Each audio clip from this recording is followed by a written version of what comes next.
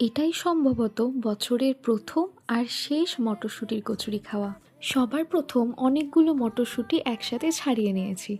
সেই মটরশুঁটিগুলোর সঙ্গেই অনেকটা ধনেপাতা, অনেকগুলো লঙ্কা আর অল্প একটু আদা ভালোভাবে মিক্সার গ্রাইন্ডারে পেস্ট করে নিয়েছি।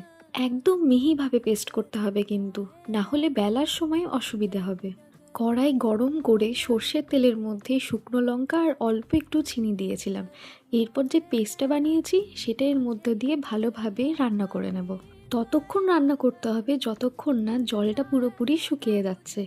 আর তার সাথে পরিমাণ মতো লবণ দিতে ভুলো না কিন্তু একদম। পুরের জলটা শুকিয়ে যখন মাখো মাখো হয়ে যাবে, গ্যাসের ফ্লেমটা বন্ধ করে বেশ কিছুক্ষণ ঠান্ডা করে নিতে হবে। ঠিক সেই সময়ে নরম করে ময়দাটা মাখিয়ে নিতে হবে। আমি ময়দা মাখাতে পারি না, সেই কারণে আমাকে মা বেশ নরম করে ময়দাটা মাখিয়ে দিয়েছিল।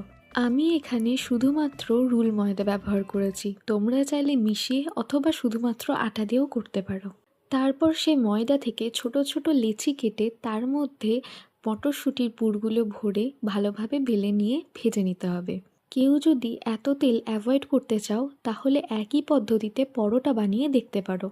মটরশুঁটির কচুরির সাথে সবথেকে ভালো লাগে আলুর দম খেতে। তবে আজকে না আলুর দম বানানো হয়নি।